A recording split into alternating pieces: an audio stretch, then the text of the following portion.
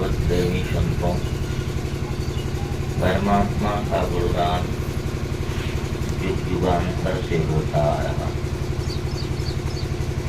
परमात्मा सबके जानता है, उससे कुछ भी छुपा नहीं, लेकिन उस परमात्मा को कोई बिरले जन जान पाते हैं। जो बिरले जन हैं वही धरती धराधाम के अस्तम है। आग लगी आसमान में, टूट गिरे अंगार, जो न होते संत जन, जल मरता संसार। इस संसार में इसको संभालने वाला, इसको चलाने वाला कोई संत है, और भगवान संतों के माध्यम से जगत को प्रकाश देता है और हर जीव प्राणी को उसके कर्म के अनुसार उसको फल प्रदान करता है। जो असामयिक परिस्थितियाँ, जो दुखद स्थितियाँ हैं, आपदाएं हैं, उनमें भी उसी का सहयोग। इसलिए संतों ने बताया कि जीव जो भी संसार में आया है तो प्रमुख 3 प्रकार का ताप लेकर आता है। पहला है दैहिक ताप, रोग व्याधि। दूसरा है भौतिक ताप, रोटी कपड़ा मकान। और तीसरा है परमात्मा से अलग होकर भटक जाना। और इन तीनों ताप का समाधान तभी संभव है जब हम उस नारायण गोविंद से मिलें। इसलिए संत महापुरुष आए उस परमात्मा को बताने के लिए और समझाने के लिए।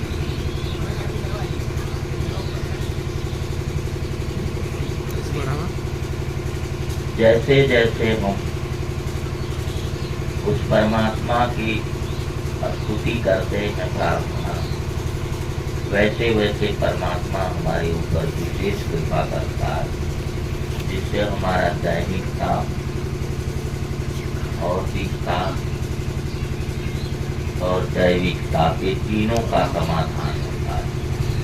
और एक दिन ये परमात्मा को प्राप्त करके उसी में मिल जाता है।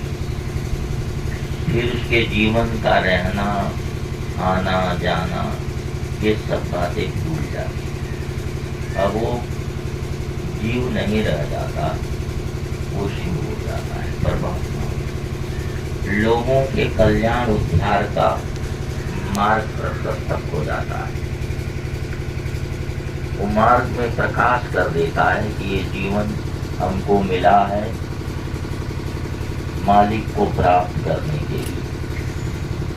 बड़े भाग्य मानुष तन पावा, बड़े भाग्य पामो सत्संगा, और बड़े भाग्य में उड़ जाते। ये 3 भाग्य हमारे जीवन में है। पहला भाग्य तो हम लोगों को मिल गया कि हम मनुष्य हैं। मनुष्य का भाग्य क्यों बड़ा है? क्योंकि ये कुछ भी कर लेगा। ये धरती के अंदर पानी है और उसको ये निकाल लेता है। आसमान के अंदर बहुत कुछ है, उसको भी ये ढूंढ लेता है। लेकिन और जीव प्राणी इस मनुष्य के सहारे पर, मनुष्य अगर पानी निकाला तो उनको मिलेगा, नहीं तो नहीं। सरोवर, जलाशय, नदी, ये सब तो परमात्मा की कृपा है ही, लेकिन सरोवर को बनाने वाला भी तो मनुष्य ही है। गाँव में पोखरा बनवाया जाता है, कुआं बनाया जाता है। अब तो कुआं खत्म हो गया, अब तो टंकी लग रही है, तो घर घर पानी आ जाएगा। वो बातें अलग है, लेकिन आज के कुछ पीछे चल कर देखें तो मनुष्य बड़ी मेहनत से एक गांव में कुआं बनाता था और उस कुएं से पूरा गांव जल पीता था। मनुष्य ही नहीं सीखा, बस पक्षी जीव जंतु सब सीखे, इसलिए मनुष्य महान है। तो बड़े भाग्य मानुष तन पावा, ये भाग्य तो हमारा बन गया कि हम मनुष्य शरीर में आए, लेकिन दूसरा भाग्य आज बना है कि बड़े भाग्य पाऊं सत्संगा। दूसरी भाग्य आज मिली है कि हमें सत्संग सुनने का अवसर मिला। अब अगली तीसरी भाग्य इसके बाद कि उस परमात्मा को हम अपने हृदय में देख लें, जान लें। परमात्मा सबके पास, सबके अंदर है। ऐसा नहीं है कि कोई जीव प्राणी बिना परमात्मा के है। परमात्मा ही आपके अंदर प्राण चला रहा है। और जो कुछ है, गीता में भगवान कृष्ण ने कहा है कि है अर्जुन, जो भी जीव प्राणी खाता पीता है वो मेरे द्वारा, यानी यहाँ तक कि उसके खाए हुए अन्न का परिपाक मैं ही करता हूँ, उसको पचाता भी। और यहाँ तक नहीं, उसके स्नायुओं में मल को त्याग करने की जो शक्ति है वो मेरी अपनी। तब बताइए आप क्या करते हैं? आप कुछ नहीं करते हैं, करता तो प्रभु है, लेकिन आप कहते हो मैं करता हूं, मैं करता हूं। यही भूल है। मैं नहीं करता हूं, जो करता सो प्रभु करता है। आपकी शरीर बनाया, आपका जन्म दिया, आपको आज तक बड़ा किया, आज तक संभाल के रखा और आगे तक संभालने का जिम्मा ले रखा है, वहां तक जहां तक आपको जीवन दिया है। आपको एक विशेष अधिकार दिया गया कि आप प्रभु का सुमरण करके प्रभु का दर्शन प्राप्त कर लें। प्रेम से बोलिए सद्गुरु भगवान। अगर ये आपने नहीं किया तो अपना जीवन बेकार का खोया, मिथ्या। ऐसा तो पशु भी करता है जो आप कर रहे हैं। अगर आपने भजन नहीं किया, सुमरण नहीं किया, तो उससे बढ़िया तो पशु ही है। कम से कम उसको चिंता तो नहीं है। आपके अंदर तो हजारों चिंताएं हैं। अभी खाए, 1 घंटे के बाद क्या कुछ मिलेगा कि नहीं? लगता है कुछ मिलने वाला नहीं। अभी हम बैठे सत्संग में, लेकिन आगे हमारा ध्यान भोजन पर है। अरे यार, तुम उसकी चिंता क्यों करते हो? अरे जो जन्म दिया सो रिजी कुमड़ावे, घट घट भीतर रहट चलावे। जिसने आपको जन्म दिया है, आपके लिए सारी व्यवस्था किया है। धरती, आसमान, हवा, पानी, आग, जो जो जरूरत है आपको सब दे रखा है। सिर्फ आप उसकी शुक्रिया अदा करिए, उसकी प्रार्थना कीजिए, उसकी पूजा कीजिए।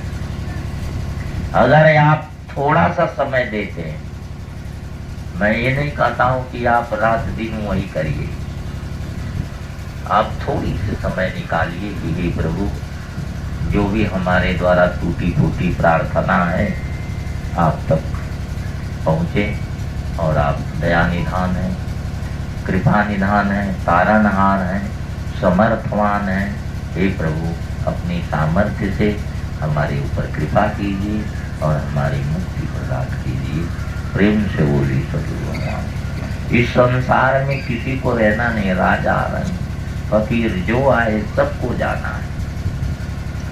जाने से पहले कुछ ऐसा काम कर जाओ जो तुम्हारे लिए मालिक तक जाने का मार्ग तैयार कर जाए।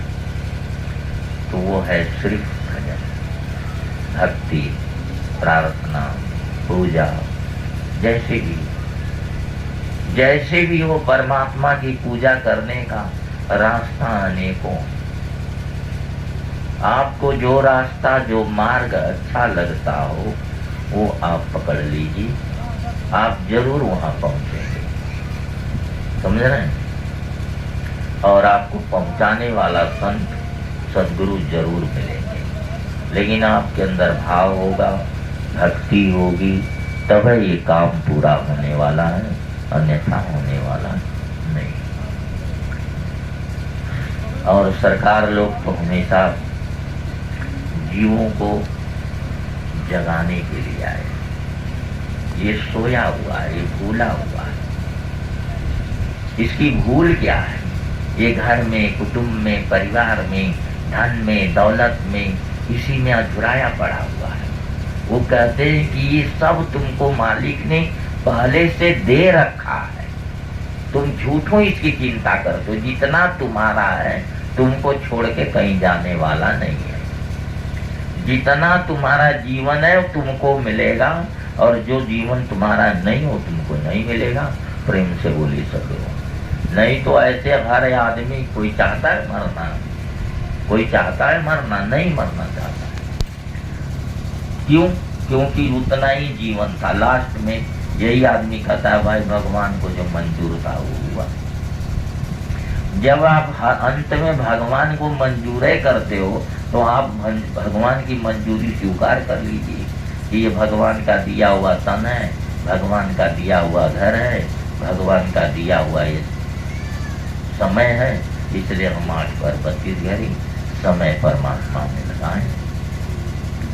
अगर इतना हम सीख लेते हैं तो हमारे पास कोई ताप नहीं रह जाएगा। जो भी हमारा दिन बीतेगा, जो रात बीतेगी, वो प्रभु की कृपा से मस्त राम बन के बीतेगी, आनंद में बीतेगी। न कोई चाह होगी, न कोई चिंता होगी। कोई चाह और चिंता हुई भी तो वो हमारे सामने लेकर खड़ा होता है। जहाँ जहाँ मेरे भक्त मेरा गुणगान करते हैं, हे उदो, वहाँ वहाँ मैं विराजमान रहता हूँ और उनके हर समय का मैं ख्याल रखता हूँ। भगवान श्री कृष्ण ने गीता में बताया। रामचंद्र जी भी यही कहे हैं कि जो भक्त मेरी शरण में रहता है उसके पीछे पीछे पड़ जाता हूँ। तो संतों, कभी ये चीज गफलत में मत पड़िए, और कुछ करना आपको नहीं अलग से। आप जो कर रहे हो, जो आपके पास है, वो सब मालिक के चरणों में निवेदन कर दीजिए कि हे प्रभु, ये सब आपका है, ये आपका दिया हुआ है, आपके द्वारा ही चलाया जा रहा है। जहाँ तक आप इसको चलाएंगे वहीं तक ये चलेगा। आगे तो इसको चलना है नहीं। आपकी दया के बिना इस संसार में कुछ भी होने वाला नहीं है। अब रह गया सवाल कि ये तो हम दया की बात कर दी, प्रार्थना की बात कर दी, अब थोड़ा सा ज्ञान की बात कर देते हैं।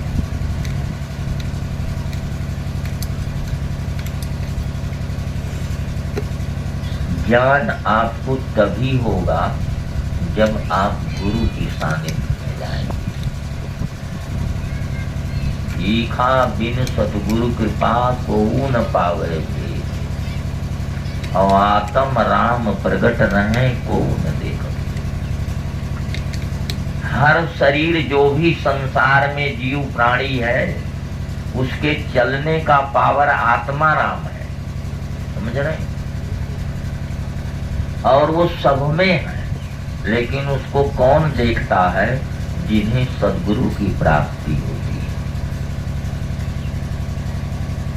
और रामचरितमानस में गोस्वामी तुलसीदास जी भी लिखे हैं कि बिनु गुरु भवनिधि तरई न कोई, ज्यों विरंचि शंकर समूह।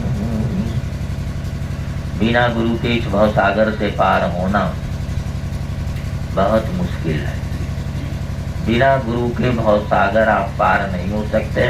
संसार में चाहे जो कुछ आप पाना चाहे पा लें, लेकिन भवसागर से पार कराने की जहाज कोई है तो सतगुरु है। शत्रुभुज चढ़ो जहाज पर, चढ़ी भय पहले पार, और खेमन वाला खेम है जाको। हमने अपने सिर का सारा भार उतार कर उनके चरणों में डाल दिया कि प्रभु तो सर्वप्रथम मूल पर आप उस गुरु की तलाश कीजिए, जो गुरु आपको भवसागर से पार कराने वाला हो, आपको इस भवसागर में डुबाने वाला नहीं। आपको बहुत धन मिल जाएगा, बहुत कुटुंब मिल जाएगा, तो ये भवसागर पार होने का जगह थोड़ी है। ये तो माया मोह में लिपटाने का काम है। जितना माया में लिपटोगे उतना ही बार बार जन्मोगे, मरोगे। आज तो मनुष्य की शरीर में हो, कल कुत्ते के शरीर में आओगे, सांप के शरीर में आओगे, मेढक कीड़े मकोड़े के रूप में आओगे। एक राजा उग्रसेन थे, कहानी आ गई। और नारद जी प्रभु के नारायण लोग गए, कहना प्रभु आके जई अकेला रहाला मृत लोक में मारे लोग वहाँ कहा है ना, 2-4 जने के अपने पजरे बोला लेत हुआ। कहना हाँ नारद के वाह के तैयार हो ना, देखा के वाह लागू तो लिया वहाँ पर।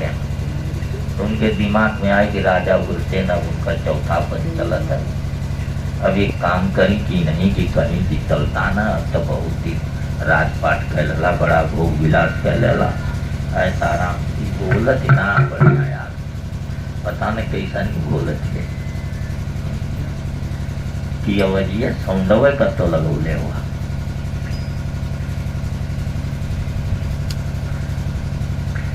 राजा उग्रसेन से कहे हो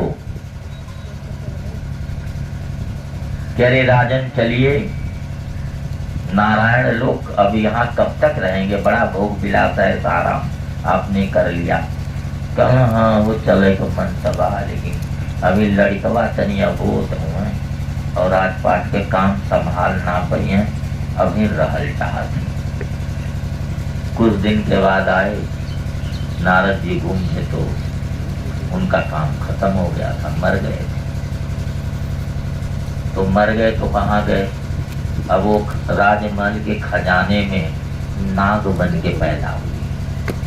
तो नारद जी देखने कहना हो गए, कहना का राजन राजा से नाग हो गईला, अब हमका कहत हुआ। कहना दिखाओ खजनवा बोले को ना संभालते मरे गोरीला, अभी यहू में सूखा कोनो बात ना। कहना ठीक है तब रहा। आए के बड़े लड़कों से कहना तोरे खजनवा वाले को तरवा में जब तो नाग हो मारदा नहीं तो लोग के डर ले करियो, बस जिंदगी के हर बात यार जूता में उनके कुछ ना हो। अब मर गए न, अब मरले के बाद फिर वही राज का, वही घर का, वही लड़कन का चिंता, और मर के कुकुर बैठा का बोल। तब राजा नारद जी फिर पहुंचे, कहना था राजन राजा से नाग भैला, नाग से कुत्ता भैला, अब का कहत हवा। कहना दिखाओ तनी रहिला तो भूख खाए रतिया तो कह देला, अब नहीं रहा तो मन करा था। कहने रहा तब कुछ दिन के बाद जब तक उनकी भी शरीर छूट गई, कुत्ते राम की।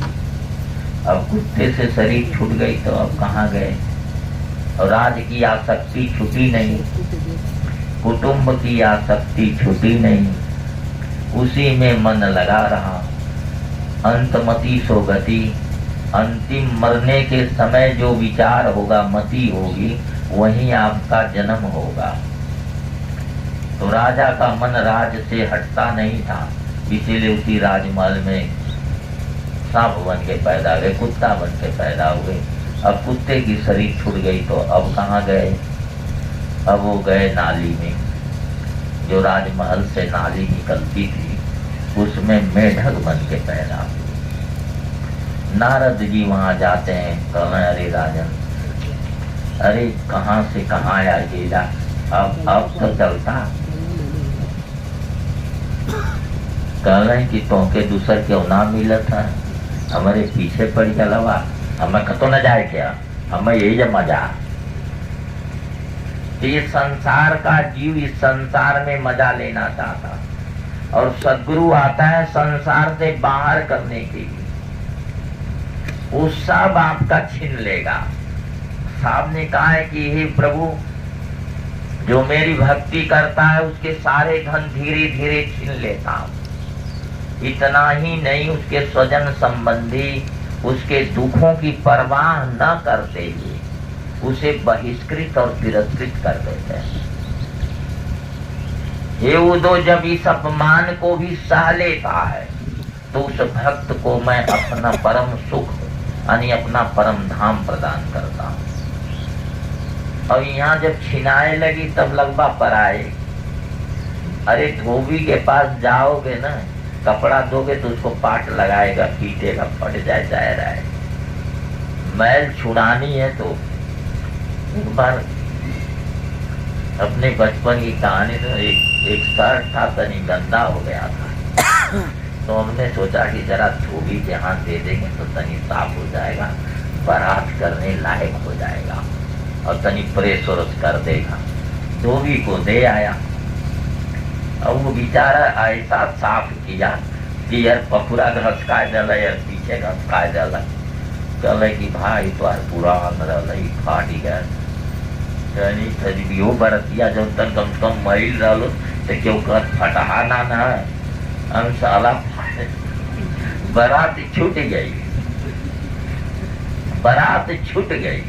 तो यही हाल है, जब परमात्मा के पास जाएंगे, सदगुरु के पास जाएंगे तो सुख की कामना मत करिए, कुछ चाहिए मत उनसे, बस उनकी जो दया मिल जाए वही आपका सौभाग्य है। प्रभु आपकी शरण में रहकर हमें दुख मिलेगी, विपत्ति मिलेगी, हम सब सहन करेंगे प्रभु, लेकिन आप अपनी शरण से हमको मत भगाइए हे नाथ, क्योंकि ये संसार बंधन है और संसार से छुड़ाने वाले, बंधन को काटने वाले एकमात्र आप हैं प्रभु। इसलिए जब आप छोड़ देंगे ना तो हम इस संसार में बह जाएंगे, हमारा कोई अता पता नहीं लगेगा। इसलिए संतों, जब भी आप जाइए प्रभु के पास, संत दरस को जाइए, तज ममता अभिमान, ज्यों ज्यों पग आगे बढ़े, कोटिन यज्ञ समान। करोड़ों यज्ञ का फल प्राप्त होता है बंधु, ध्यान दीजिए। तो प्रभु के पास हमको जाना है, ये हम संकल्प करें कि हमको प्रभु के पास जाना है, हमको इस संसार में नहीं आना है। और संसार में कब तक आ पाओगे? जब तक आपके अंदर चाह होगी, आपके अंदर इच्छा होगी, आपके अंदर कामना होगी, जब तक आपके अंदर वासना होगी। ये सब आपको यहाँ बुला के ले आएंगे। यही आपके दोस्त हैं और यही आपके दुश्मन भी हैं।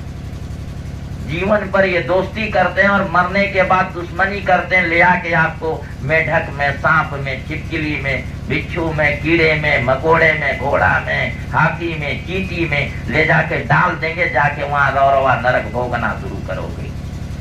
क्या यही जन्म मिला है? क्या इसीलिए आपको यहाँ जन्म मिला है? इसीलिए आपको मनुष्य बने हैं? हाँ, मैं ये नहीं कहता हूँ कि आप अपना कुटुंब मत देखिए, आप अपना खेती मत करिए, नौकरी मत करिए, धंधा मत करिए, ऐसा मैंने नहीं कहा है कि ये सब करिए और कहिए कि ये प्रभु ये सब हमारा नहीं, ये सब तुम्हारा है। साहिब मेरा सब कुछ तेरा, बिना ही कुछ मेरा। साहिब मेरा सब कुछ तेरा, अब नहीं कुछ मेरा। यही हमता ममता के कारण किया 84 का फेरा है। और साहिब मेरा सब कुछ तेरा, अब नहीं कुछ मेरा। ये हमता और ममता जब तक रहेगी तब तक 84 का फेरा घेरा लगा रहेगा। याद रख लीजिए, ये हमारा तुम्हारा मेरा तेरा, लेना देना, आना जाना, ये जब भूल जाएगा तब आप प्रभु को प्राप्त हो जाएंगे। परमात्मा को ले बैठे बैठे घर सतनाम राम नाम गुरु नाम करते रहे यार, इससे बढ़िया मीठा मधुर फल कोई नहीं है। और फल की इच्छा छोड़ दीजिए, राम नाम फल को लीजिए। राम नाम फल ही आपको मुक्त करेगा, परम पद देगा। ये बेटा बेटी घर द्वार संसार किसी काम का नहीं है भैया। और नहीं तो मुखदर और डंडा बजाने का काम करेंगे, और ना तो नोच चोंच लेंगे, आपको कुछ छोड़ेंगे नहीं।